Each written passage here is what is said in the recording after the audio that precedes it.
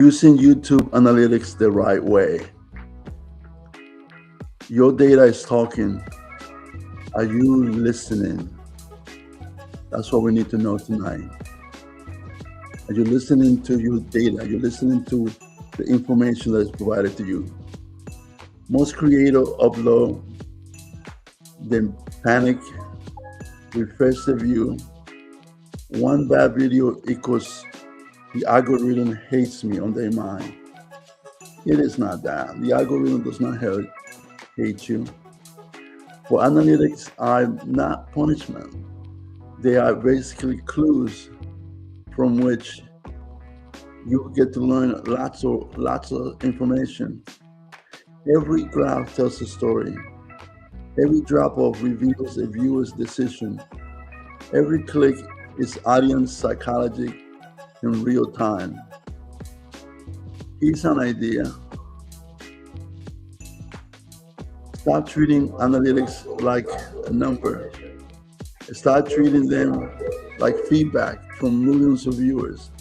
There are millions of people clicking on YouTube videos, and the information is combined and compiled and used to give you information that you should be able to use to improve your video.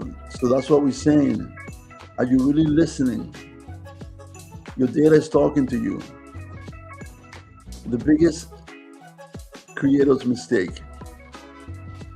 Creator obsessed over views, and this is a problem. But they know why videos succeed or fail. More upload, more video does not equal growth. Random posting creates random results. Here's a reality check. YouTube reward understanding, not guessing. Here's a question. Is your analytic disappearing tomorrow? If it was to be gone tomorrow, would you still know why your video worked? I say probably not. Probably not. Analytics is a very important factor, very important tool to know how to grow, to know what's actually working. A small channel have a secret advantage, right? My favorite creator said, I have a problem. He said, I don't have enough data yet because I'm a small channel. Most creators think analytics only matter at scale. Is that really true? I think not. It is a solution, not a problem. Here's why. Small data actually cleaner data. Easier to spot pattern, easier to test changes, easier to improve faster. If you change your thumbnail, right, and basically you see you're getting more views or less view, isn't that telling you something? When you're small, you don't have thousands of videos to look at. You only have a small set, right? You continue to do what works and what doesn't work. So your data is cleaner, it's better for making decisions. This is my actionable takeaway. Treat every upload like an experiment. One video can reveal better titles, better hooks, better pacing, better audience targeting. If you upload a video and you go back the following day, you take a look at it critically and make notes. What can you do to make it better? How can you improve your thumbnail? How can you improve your title, etc.? Okay. One thing you need to do is you need to ignore vanity metrics for a minute, like views. There are 3 metrics that actually matters. Instead of focusing on views, like I have 1 million views, focus instead on click-through rates. Why? The question that you need to answer is, are people curious enough to click? That's the first thing. Like the click-through rate will tell you that. And that's a function normally of your thumbnail. The next one is average view duration. Are people staying a couple of functions in there dealing with retention. I'm going to discuss that further down the stream. The next one is impression. Is YouTube testing your content? Again, we're going to address that a little bit more further down the line, but these are the three metrics that really count: CTR, or click-through rate, average view duration, and impression, right? And we'll explain that in further detail as we go along. Here's the truth. These three metrics tells almost the entire story again. Again, click-through rates, average view duration, and impression. So you need to concentrate on. CTR is your first impression. Why? John said to me the other day, content creator, great videos die because nobody clicks. Well, here's a list of mistakes that we normally find: confusing thumbnail, weak titles, too much text, not enough trigger. Let me give you an example. You look at my thumbnail today, so I say, oh, maybe this one has violated some of that. You seem to have too much title. If you compare that to, for example, this one here, which is basically a cleaner one, less wording, right, compared to this one. So you can say, why am I doing that? Why am I doing that? Well, my thing is, I need to test what I'm saying, right? I treat my YouTube channel as a lab experiment, so I'm always testing my thumbnail, my titles, to see if what I'm saying actually works. This one, when I saw it, I said, ooh, kind of don't like it because it has too much text in it. But it actually tells the story if you look at it, right? We're talking about analytics, the right way to do it. Your data is your story, right? That's what I'm hitting upon. We're talking about growth. You see that line going up and down, right? In the middle. Then you have CTR, average view duration, and impression. Those are the things that I just talked about, right? CTR means, are people interested? Are people interested? Average view duration, are viewers staying within your video once you get there? Next is impression. Is YouTube testing your video? Meaning that if you post a video, initially get tested with let's say 1,000 people or 100 people. And let's say 20% of those people click on your video, they will give you more impression. They'll give you another 1,000 perhaps. I don't know the exact number, right? But the more click, the more impression that you get. The average view duration is how much you stay in, and that will help you later on. So this is what you want to do. You want to understand those three metrics, and you want to be able to move forward with them and do great things like get paid, right? So again, the common mistake: confusing thumbnail, too much text like it's emotional, and showing no emotional trigger. Now, in that regards, if you look at my face, I'm showing some emotion, right? So perhaps that I'm showing curiosity over the information that I'm portraying. So that is some sort of emotional trigger in itself. So what's the solution? You want to create curiosity loops and hooks throughout your video. Make viewer need the answer that you're looking for. Like, for example, need to know why is analytic the right way to go. Need to know what is CTR. Need to know view duration and things of that nature, right? So you want to put information out there that your viewer need the answer to, right? So another solution is better framing. Instead of saying my morning routine, try saying why my productivity was secretly failing or letting me down. Here's a few actions we'll take away from you. Your thumbnail should create emotion. Your title should create curiosity, right? So let's explore that. Let's explore that in what we're saying. When you look at the thumbnail that I have in there, does it create an emotion? At least does it show emotion? Like, what is this guy saying? What is he pointing to? And the other, are you curious about analytics? If you are, you're probably going to say, what is the right way to use analytics? You may want to know that. So that's curiosity in your title and emotion in your thumbnail. You need to be able to do that, right? So what is a real battlefield? I've always got all kinds of information. But what is a battlefield?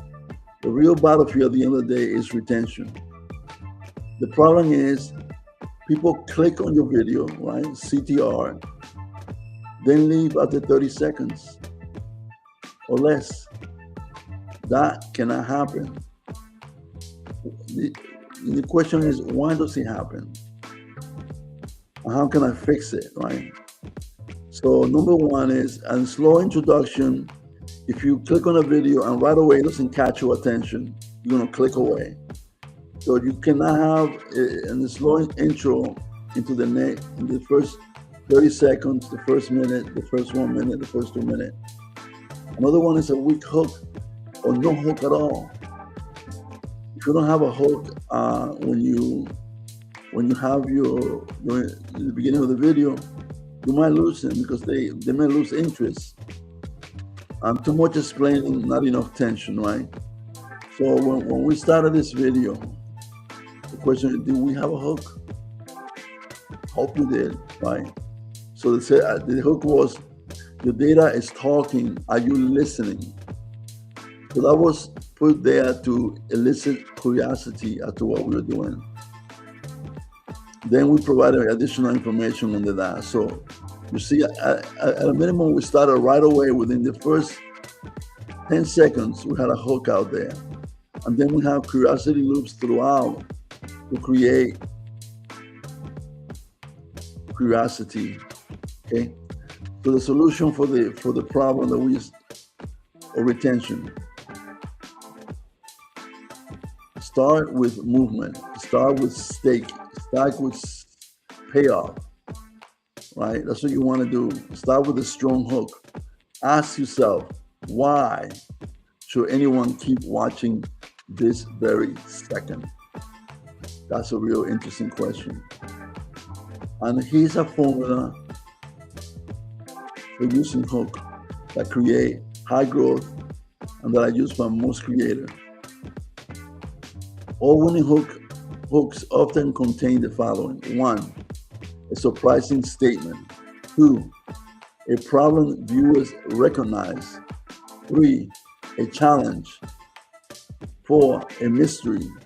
5, a promise transformation, right? So the hook that we explained at the beginning, which one would it fall into? Your data is talking, are you listening? Would that be a surprising statement? Or is it a problem that all of us recognize? I think to me it's a problem and then a challenge, right? Are you listening? It's a challenge. So the problem is your viewers are talking, are you listening, right? So again, your data is talking. What does that mean, your data? So that's a little bit of curiosity there. Here's an example. I thought YouTube was killing my channel until I found this metric, right? The one that we explained earlier, the 3 metric we explained earlier. It's an action or a takeaway for you. Your first 30 seconds decide almost everything. Add a strong winning hook, add a curiosity loop. This presentation was designed with a strong hook at the beginning, curiosity loop somewhere in the middle, and then a CTA at the end. So let's see if you guys got spot it when we get there. Let's move on. Most creators completely misunderstand this metric. The curiosity break. It's not views, it's not subscriber, it's not watch time alone, right? Which metric is misunderstood? The real signal, viewer satisfaction. And this is why it's matter. YouTube watches behavioral patterns such as rewatches, comments, share videos, section time, and running views. They do all that to make a determination if the viewer is satisfied with your video, right? So they don't just look at the views, they not only look at subscriber, they not look at time alone or watch time alone, although those are important metrics. The real signal that YouTube is looking at is viewer satisfaction. Are the viewers satisfied with your content?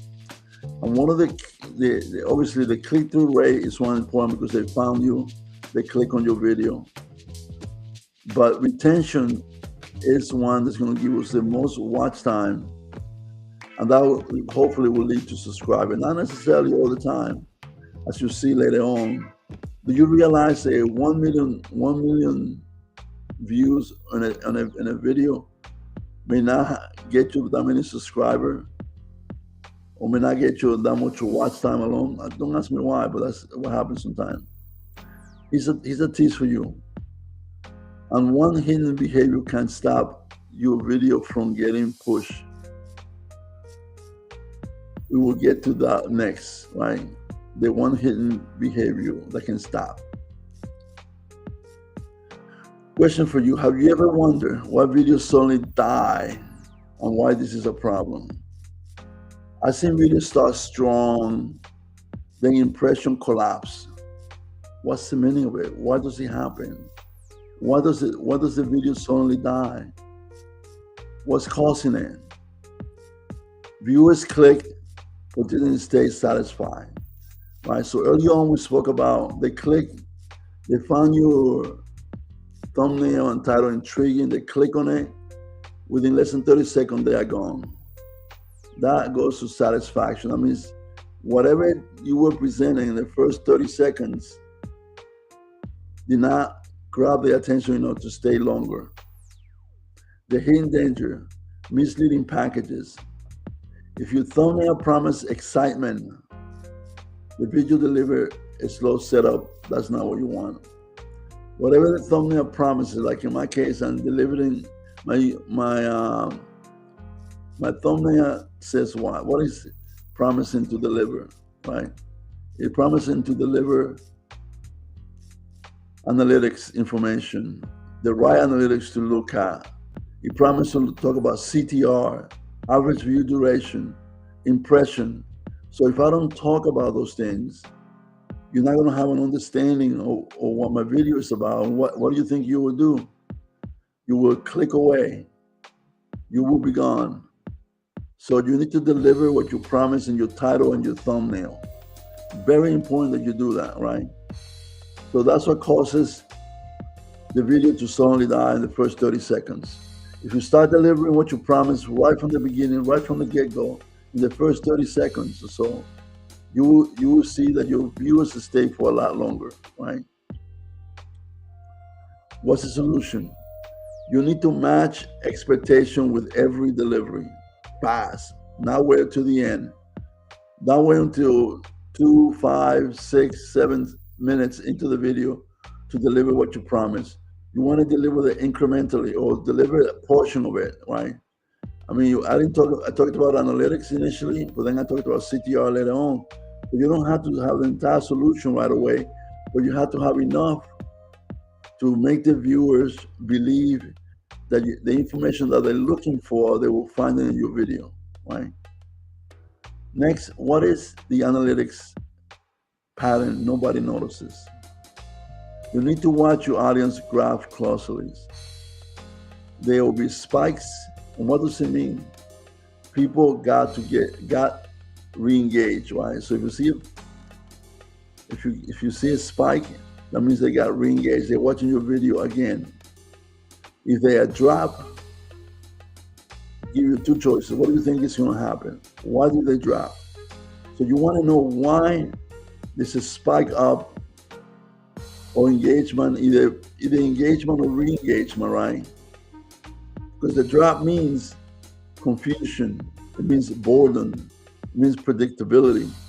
You will see, if you look at your retention graph, you will see that they will drop right away. And the reason is, I could show you a graph, but what's the point? You know, a declining viewership and I upload on viewers, right? On retention time, on time watch. If you see it drop down, the question you need to ask is not show me a graph, but ask yourself why. And if you look at the most video that are not performing well, the drop happens in the first 30 seconds. A smart creator will ask, what exactly happened here? Why is the drop in viewership, right? And when you look at it, you want to say, you know what? I could have done something different. I could have done it a little faster. I could have used a different graphics. You could say all that, right? Basically. And the issue with that would be what? That you'll be able to retain those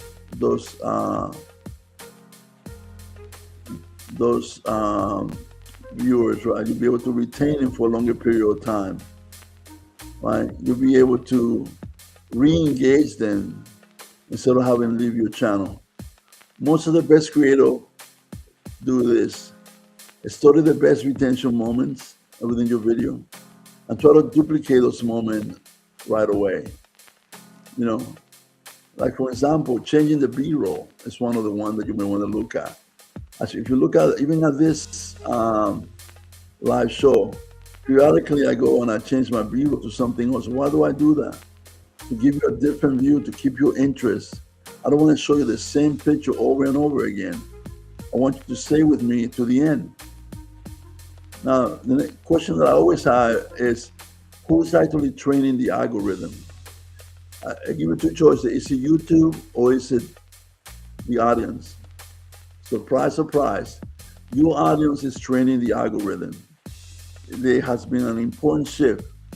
YouTube isn't focusing on winners randomly. How do they choose a winner? How do they decide which videos deserve more impression? How do they decide which video to push and which one to hold back, right? Remember, they're looking for audio satisfaction, so the decision is based upon clicking. First of all, if you don't have a good thumbnail and a good title, they're never going to click on your video, right? So that's the first metric that they look at. Then they look at, are they staying? Are they staying for 20 seconds, 30 seconds, 1 minute, 2 minutes? That's when the next metric they look at. Then they say rewatch. Have they gone back and rewatch the same video again? Like for example, there are some evergreen YouTube videos, like for example, how-to video. They usually get a lot of rewatch. Why? Because people want to learn the information that's there. Or video that talks about solving a problem. Why? Because they have a problem, they want to get it resolved. So rewatch is the next metric they look at. Then they ask themselves, have this viewer share that video with someone else? And have they returned back to look at other kind of video? So in short order, they're looking at clicking, staying, rewatching, sharing, and returning. Those are the things that they look at in order to make a determination whether or not they stay with you or not, right? So think of it. Think of that thing. Think of, you need to not play to the algorithm, but play to your audience. So, right? So as a solution, we're going to offer the following. Stop chasing the algorithm and start serving your viewers better. If your viewers stay with you, if they're satisfied with the content you're putting out, they will come back. They will come back and take a look at your video. They will come back and give you a second chance. They will come back and see what you're doing. And that is the satisfaction that YouTube is looking for. And that is what you need to do. It's a thought-provoking question for you. Are your videos designed for humans or just optimizing your metrics? The answer can mean success or failure. So think of it carefully. Got another question. Do you know how to build feedback loop? Remember, that's what you want to do when you want to increase more views, right? So what is the feedback loop for you as a creator? Do you have a direct line to YouTube? Say, hey, how did my video do? Or you have a call a friend that you could do that? Well, you don't need to do any of that. High-level creators do this constantly. They upload a video, then they analyze the video using analytics, then they make adjustment. Like for example, if we look at analytics and the retention curve says you're losing most of your subscribers in the first 30 seconds, what do you think they do? They will change the introduction. They will add a hook. They will improve the hook. They would put curiosity loops. They make those adjustments. And then after they do that, they post another video. And then what happens? They analyze that video using analytics and they make adjustments. Then they post another video. You get the idea about a loop, right? That's what you need to do. Every time you post, you analyze, you adjust, and then you repeat the process again, right? After every video, ask yourself, what got clicks, right? What portion of the video got clicks? Where did the viewer leave, right? That's the retention chart. What held their attention? So when you look at the retention curve and you look at your video at the same time, you'll be able to see if they did not leave right away, what kept their attention, right? And what created comments. Comments is the best source of information about your video. So ask yourself those questions after every video. What got clicks? Where did viewer leave? What held their attention, the viewer's attention? What created comment? And here's an action we'll take away for you. Growth is rarely one giant breakthrough. It's not one video that gets 1 million views. Growth is a tiny improvement stacked constantly amongst other tiny improvements. I'm a very proponent of the 1% change. Improve something by 1% every day, and that will help you grow. I'm a great believer on that. And if you see some of the greatest YouTube creator espouse that idea. So most people were not gonna get one video, they're gonna get 1 million views. And if you do, that you may not get the other things that you need, like watch time and subscribe and things. You might, but you may not. But if you make tiny improvement by 1% every time you post a video, and you stack that consistently, you will be able to see progress. Let me ask another question that I ask myself. What is the power of the returning viewers? Right, what do we want returning viewers in the first place? Why does it matter? To me, one viewer is the same as the other one. Is that really true? Most notice this problem.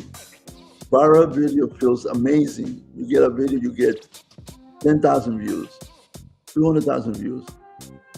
But they don't always build a loyal audiences. You get a lot of people like during that time that, oh my God, we love that video, and they subscribe. But then you post the next video and what happened? Ghosts, silence. The same subscriber that you picked up when you had a big, amazing search, and now they are for your next video. For those loyal following that you build through being consistent, posting consistent, going to YouTube, creating solution for problems. Those people that keep watching your video are the one that will come back tomorrow. Most people that I know, they got 1 million followers, but not every single one of them comments on their video. Obviously, everybody wants to have 1 million followers. But you're not going to get 1 million comments every time you post a video. You're not going to get 1 million views every time you post a video. Most of them are just ghosts, right? So you want to avoid that. You want to avoid that problem. So what's the solution? You always tell me problem. What's the solution? I have a solution for that. Create familiarity. tell your story. Like, for example, one of the things that started, I've debated for a very long time, and as to whether or not I wanted to add my face to my thumbnail, right? Usually I have a random thumbnail, like I have in the past. Did not matter. So I said, well, I'm going to do something different. I'm going to make a change. I'm going to start adding my face to the thumbnail and see how that works. I may still use other faces other than mine, but I wanted to be sure that that is a change. So you want to create loyalty, right? So the hope is somebody saw some of my videos, they say, oh, I kind of understand. I see that guy, I know what he does. Let me go see what's going on. Let me go check it out. Let me go check out his live stream and see what's going on, okay? Returning viewer means your content has identity. Your audience remembers you. Your storytelling is working. So that's what I'm hoping. I tell a story about problems and potential solutions. So I'm hoping that scheme, that way to tell a story is working with my audience. And I like the response that I'm getting, right? But you need to ask yourself, will someone recognize your content instantly when you post them? If they don't, you want to work on your identity, right? Because that they will create returning videos. You know, there might people say, let me just go laugh at this guy because he has the worst video ever. Hey, it's a returning video. As long as he doesn't make lousy comments and he's consistent, at least he has a reason to come back. Or maybe you're just funny. I was watching a YouTube channel today, and the guy was just hilarious. The way he conveyed information was very informative, but it was in a funny manner, right? He was entertaining. So maybe you are entertaining and people come back to your channel because of that. Or maybe you just provide good data, right? So anyway, let's move on. Why is your data your story, right? Analytics are not just numbers. They reveal audience emotion. They reveal their curiosity, their friction, their excitement, their trust, and also their confusion, right? So, and especially if you get comments from your viewers, right? It's easier to look at that, but the numbers you see in analytics, right? For example, you got 1,000 views, you got 2,000 views, you got 15,000 views. That tells something about your viewers, right? Did they click on it because they were curious about it? Did they click on it because they were excited about the topic that you're about to talk? Or did they just click on it because they trust your content? They trust you as a storyteller. They trust you as a content creator. They trust you as a YouTuber. They trust you because you avoid confusion. Whatever the reason, the numbers tells you that people are either returning or moving away from your video, right? Every video lists evidence, and the winning creator listens carefully to that information. They adapt quickly, they improve relentlessly, and that's what you need to do. Look at every video like an experiment. Look at the evidence that was put forth to you. Are you viewer coming back after time? If they're not, then you got something to talk about. So before I give you my final thoughts, I want to do a quick review about what we talked about tonight. Be sure there's no confusion. I started by saying using analytics the right way, right? And what I explained at the beginning, and answered at the beginning is, your data is talking to you. Are you listening? And I hope the video and the information that I conveyed to you pretty much match the initial question that I talked about, right? And we talked about most creators just upload and refresh the video and say, oh, I'm not getting enough views. The algorithm hates me. Well, analytics is not a punishment. There are clues you need to look at. They have a story to tell. If you look at it carefully, they will reveal a lot of information that's important to you. They will tell you what your audience is saying. They will tell you the psychology behind your audience comments, behind your comments click. So I say stop treating analytics like numbers. Start treating them like feedback from millions of people, right? And don't make the mistake that many creators make to be obsessed over views. That's not the way to do it, right? YouTube reward understanding, not guessing. And views is only part of whatever you're looking at, right? The small creator have an advantage, believe it or not, over the larger creator. Why? Because the amount of data that they have is clean data. They could spot pattern easy. They could test changes. They could improve faster than the larger creators, right? And you see that the smaller channel tend to grow faster than the larger creator. Once they get to a certain point, they become stagnant. It's harder for them to go to the next. If you get 1 million views, it's very hard to go to 2 million or to 1.5 million. Very difficult. This is my actionable takeaway from that, right? One video can reveal better title, better hooks, better pacing, and your audience targeting, right? That's what you want to do. And again, don't chase after views. There are 3 factors that you need to focus on. Click-through rates, that tells you whether people are watching, whether they're curious to know about your thumbnail.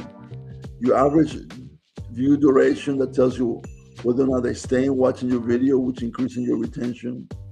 And your impression. If YouTube is testing your content more and more, that means that your click-through rate is increasing. Those are the real true metrics you need to look at. Don't forget, click-through rates, average view duration, and impression. If you look at your YouTube analytics and you look for those 3, you'll be able to find. I already showed you that before, but if you need me one day to walk you through personally through those items, just leave me a comment on this section there and I will do that, right? So some creator asks, great videos are bad because nobody's clicked. Well, you have to look about it. How much responsibility do you want to take that as a creator? Look at your thumbnail. Is it confusing? Look at your title. Is it weak? Look at how much text you are providing. Are you creating an emotional trigger or an emotional arc with your thumbnail, right? If not, you need to create curiosity loops and hooks and make the viewer need the answer that you are providing. If you're talking about analytics, the viewer want to know what you're providing, right? So learn to frame your questions correctly. Your thumbnail should create emotion and your title should create curiosity. Retention is the real battlefield. You want to avoid this. People click, then 30 seconds later, they are gone. You want to avoid slow introduction, weak hooks, too much explaining, and tension. I went in details on that earlier, right? A slow introduction is, it takes you 2 or 3 minutes to start talking about the topic that is promised on your title and thumbnail. You want to get in and right away hit them with the good stuff. Hit them with the information that they're looking for, and deliver it slowly and keeping interested by providing hooks and curiosity loop, right? You want to start with movement. You want to start with stakes. You want to start with the payoff. Stay with us, and this is the payoff that you're going to get. For example, ask yourself the question, why should anyone keep watching this very second? Not the video, this very second. When you rewatch your video, ask yourself, why should anyone be watching this very second, right? If you cannot answer that question, then you have an issue. Then I talked about hooks, and the winning hooks often include the following: a surprising statement, a problem viewers recognize, a challenge, a mystery, promises, a transformation, right? So I gave you an answer and a takeaway. The first 30 seconds decide almost everything. So start with a strong hook and curiosity loop, right? Now, most creators completely misunderstand the metrics at all. It's not views, it's not subscribers, it's not watch time that really counts. Viewer satisfaction is the metrics that you need to look for. You need to that if you concentrate on that, all the other metrics are perfected, right? YouTube watches behavior patterns, the rewatches, comments, share, section time, and returning viewers. And all that lead to viewer satisfaction. If your comments are good or bad, sometimes you get bad comments, you got to deal with that. But if someone is rewatching your video and they're returning video, that tells YouTube that your content is good, and they will reward you that with additional impressions. So why videos suddenly die? That's a problem that we all face, right? Usually that means viewers clicked but didn't stay. The 30-second clicking out. And that could happen because, let's say you say, this video is about analytics, and then you talk about something completely different. They will just go away and don't do anything. So misleading promises, a slow startup in your video could be the reason why that is happening, right? The advice that we have there is do not bait click, reward click. Then we ask the question, what is the analytics pattern nobody notices, right? It's when you have a spike. What does that mean? You need to watch your audience graph closely, because a spike means that they are watching, they're coming back, they're re-engaging. A drop means confusion, it means boredom, it means predictability. If you have any of those three, you're going to lose it really quick. What exactly happened here? Study your best retention moment and duplicate those patterns intentionally, right? So look at your video and ask a question, what exactly happened here? Why did my video went higher? Why did I get more views? Or why did I get less views? You have to ask, what happened here? You have to look at the video and be able to look at that, right? That should be able to tell you what to do. The next big question that I ask, who is actually training the algorithm? Right? Who is training the algorithm? I say, is it YouTube? No. Is it the audience? Absolutely. The audience is training the algorithm.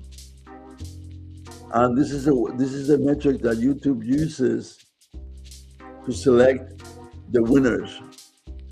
Clicking on your video, a function of your thumbnail and your title, that's number one. Staying on your video, retention, rewatch, watch time, sharing your video, and returning viewers, right? So they reward you by giving you more impression, which in turns out into more of everything. If you get more impression, if your video gets 1 million impressions, for example, you will get more subscribers, you will get more watch hours, you will get more views, right? Than if you only got 100 impressions. And YouTube completely control that, and they control that based on the behavior of the, based on the audience, whether your audience was satisfied with your video. So that's why I manage you. That's why we said, stop chasing the algorithm. Start serving the viewers better, right? So don't create video that are there to optimize your metrics. Create it to optimize human behavior, human satisfaction, for example. And then we advise about building a feedback loop. Remember that? First you upload the video, then you analyze, then you adjust, and you repeat the process. You upload the video, after you spend all the time creating it, then you analyze the data from the video. By the way, don't analyze each video. You may want to post groups of 5, groups of 10 video, and then analyze that data over those 10 videos, because one video doesn't say much of anything unless you get lucky and you get 1 million views out of that. But one video doesn't say that much. One video just gives you information.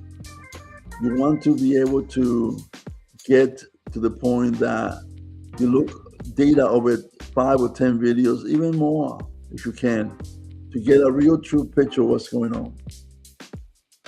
Okay? Then after every video, ask yourself, what was clicked? Where did the viewer leave? What held their attention? What created comments, right? Growth is rarely one giant breakthrough, as I explained earlier. It is tiny improvements stacked consistently. Use the 1% improvement methodology that I explained earlier, right? And remember the power of the returning viewer. Viral videos feel amazing, but they don't always build loyalty. Create familiarity as a solution. Tell your story, tell a good story. Create trust in your video. Create expectation. For example, if your video says, I've got a problem, and here's the solution, and you constantly say that, that's what your viewers are expecting you to do that. Returning viewer means your content has identity. Your audience remember you, your storytelling is working, so keep it up. Ask yourself, will somebody recognize my content constantly or instantly, right? That's what you're hoping for. That when you post something, I know who that person is. Let me get him. Let me watch this video. Why your data is your story, right?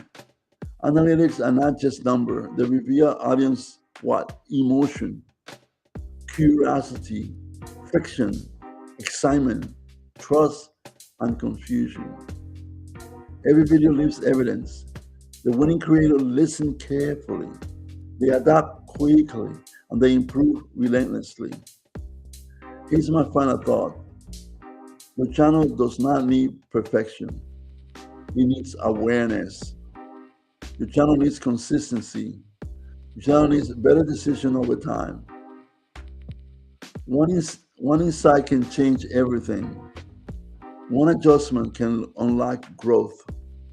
One adjustment can change your video, and your one video can change your entire channel. My advice, keep learning, keep testing, keep creating. Here's my call to action for today.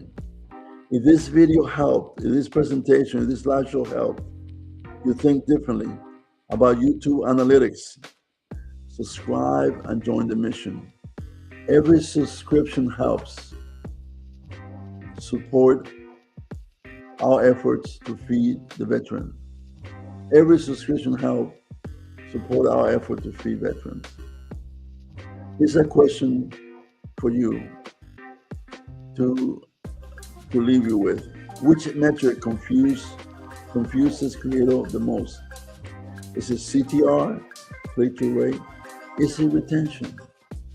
Is it impression? Is it returning view? Whatever the answer is, drop your answer in the comment. Let's talk creator to creator.